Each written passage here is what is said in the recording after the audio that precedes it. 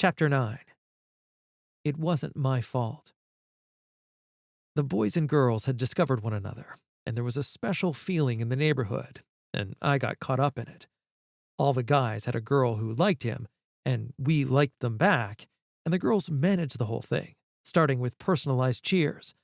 Some girls were prettier than others, but it didn't matter because a girl liked you, which felt good, and I was in love with Bobby Seward. After every football game, there would be a party at someone's house. Typically, the boys would hang out on one side of the basement area, and the girls would giggle among themselves on the other side. When enough time went by, and after plenty of prodding, one of the boys would ask his girl to dance. The first one to plunge would be Bush because he was our quarterback and leader. After he broke the ice, we would all ask the girls to dance, but it would be time to go home by then. For the week following the party, our heads would swirl with talk of the girls in our lives. Girls were all new to me, and as a result, I wanted to look better and dress more neatly. St. Albee students wore uniforms, which meant navy blue pants, blue shirts, and ties for the boys, and wearing non-uniform pants was not allowed. Each year, my mother would reduce the waist in Joe's old pants and take up the bottom length so I could wear them. And Mom tried, but they never fit me right. The hand-me-downs from Joe were too loose at the waist and dragged on the ground.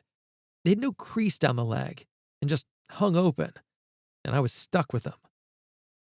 One day, my grandfather stopped by and announced he was taking us shopping for pants.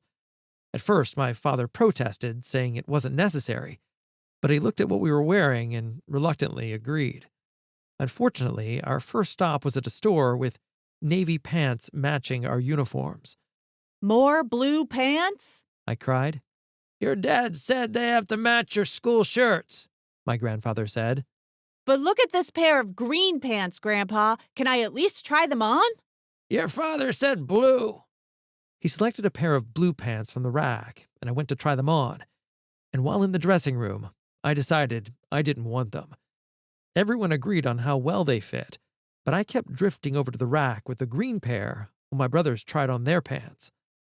My grandpa eventually gave in, and on the way home, I kept pulling my pair out of the bag and admiring the green color and the crease down the middle of the leg. Dad is going to kill you, Joe whispered. You know you were supposed to get blue. When we got home, my father just shook his head. He can't even wear them to school. The only time he could wear them would be to church on Sunday. We'll have to take them back. We can't, my grandfather said. They were on sale. I kept trying them on during the weekend when no one was around.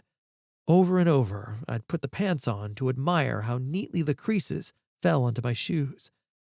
When Monday rolled around, I decided wearing them to school would be worth getting in trouble over, and Bobby Seward would like me more. Monday would be a great day. When I got to the playground the following day, all the guys from the football team were there. Aren't they nice, Bush? I asked. Wait until poor Miss Hope sees them. She's not going to think they're so nice. The school bell rang, so we all headed for the doors, and I kept looking down at my pants and the beautiful crease in my leg. As I walked, the bottom tip would bounce and hit the top of my shoe. We huddled through the doors, and poor Miss Hope didn't notice.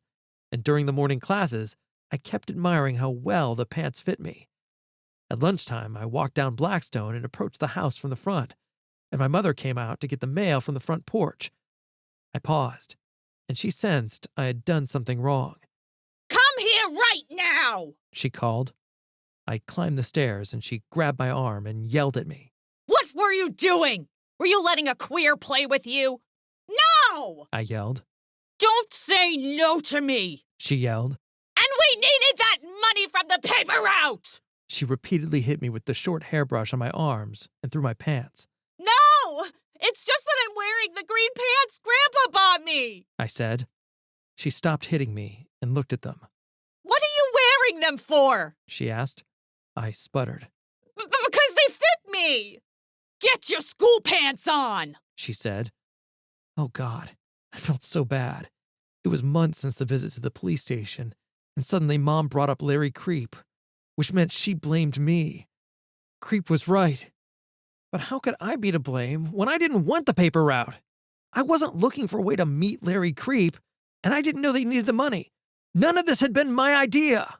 It's all Dad's fault. It wasn't my fault. I yelled at Mom.